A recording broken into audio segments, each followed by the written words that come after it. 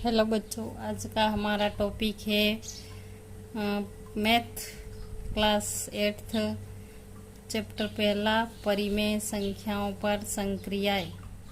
परिमेय संख्याओं पर संक्रियाएं जो कि लेसन फर्स्ट है 8वीं की मैथ का, जो इसमें अभ्यास 1 प्रश्न पहला है सरल कीजिए, जिसमें 4/5 प्लस माइनस 2/5 ये सवाल है हमारा, और इसको हमें सरल करना है। ये माइनस का निशान है, तो इसको हम सरल कैसे करेंगे। यहाँ पर भी 5 है और यहाँ पर भी 5 है, दोनों सेम संख्याएं हैं। यहाँ पर 4 है एवं यहाँ पर 2 है। यहाँ पर 4 के आगे कोई भी निशान नहीं है, इसका मतलब ये प्लस का है, एवं यहाँ पर ये 2 के आगे -2। तो यहाँ पर इस सेम संख्या को हम सेम संख्या के रूप में लिखेंगे। तो 4/5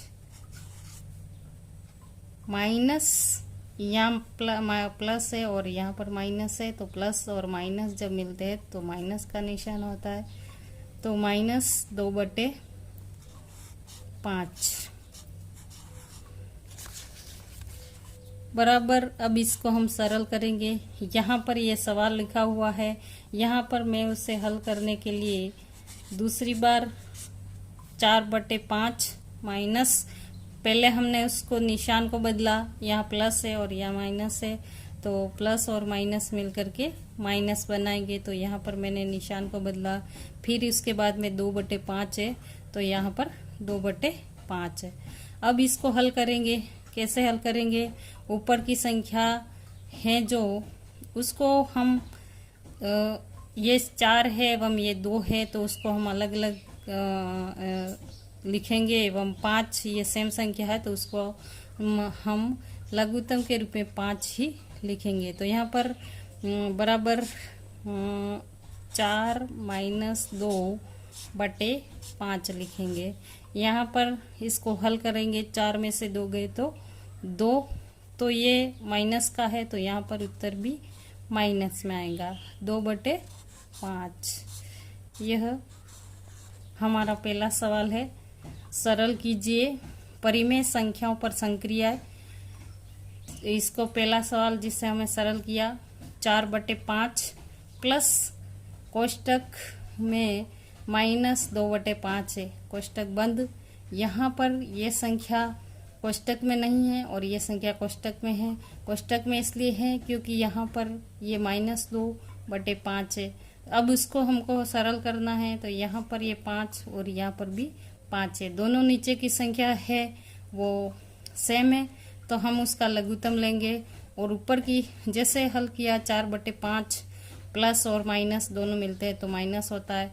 यहाँ पर 4/5 - 2/5 बराबर। इसको सरल करेंगे तो 4, ऊपर की संख्या 4, ये माइनस का 2 है तो माइनस का 2 आएगा, एवं यहाँ 5 का लघुत्तम लेंगे तो 5 ही आएगा। उत्तर आएगा बराबर 4 - 2/5 बराबर, यहाँ पर बराबर -2/5। ये चैप्टर फर्स्ट का फर्स्ट सवाल है, जिसको मैंने हल किया। परिमेय संख्याओं की संक्रिया, उसको जो संख्या बटे में है उसको कैसे हल करना है, बच्चों को सरल रूप में समझाने के लिए दूसरा सवाल जो मैं हल कर रही हूँ। दूसरा सवाल है हमारा -4/5 कोष्टक बंद प्लस ये भी 5 भी माइनस का है, प्लस 2/-5। यहाँ पर ऊपर जो संख्या है अंश वो -4 और 2 है, एवं नीचे की संख्या सेम है, -5 और -5। तो यहाँ पर 5 को हम लघुत्तम के रूप में ले लेंगे, और ऊपर की संख्या है वो जैसे पहला सवाल किया उसी तरह से उसको ले लेंगे। तो यहाँ पर 4, ये भी माइनस है और ये भी माइनस है, तो दोनों माइनस के हैं तो दोनों प्लस के हो जाएंगे। 4/5 यहाँ पर प्लस है तो ये है वो प्लस है, तो यहाँ माइनस हो जाएगा, -2 यहाँ पर 4/5 है और प्लस 2/5 है।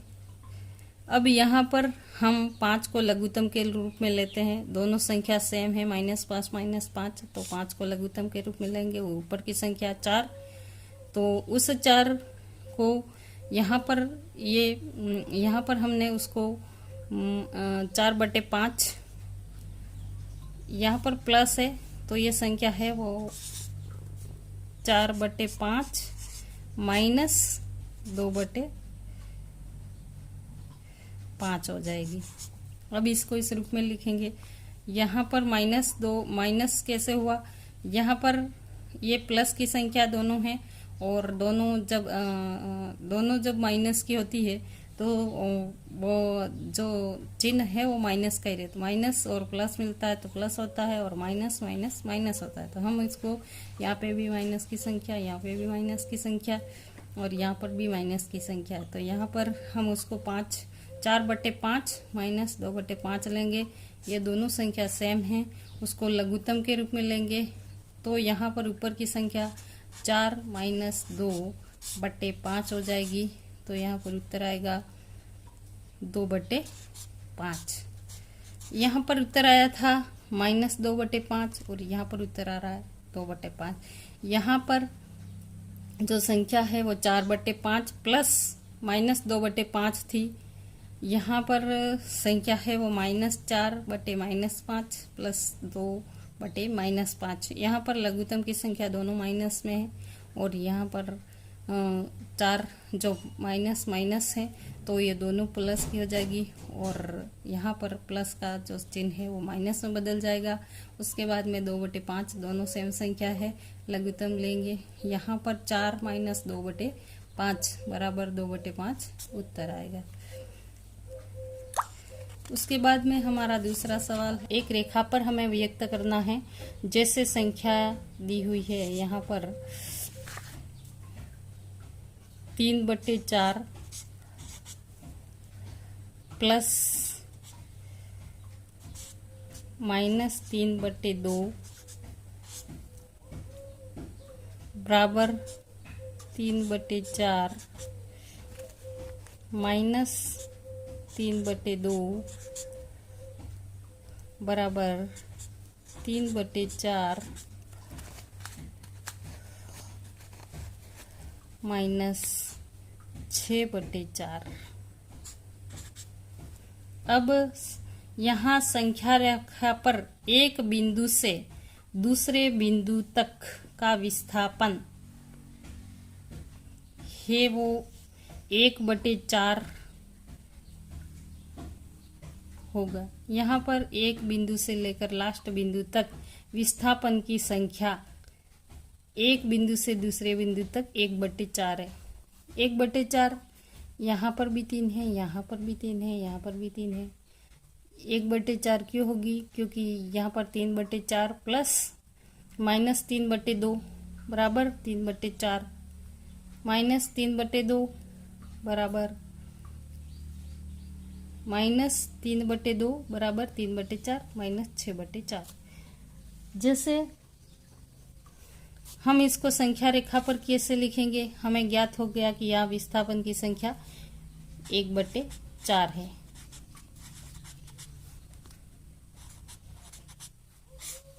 विस्थापन की संख्या है वह 1/4 है।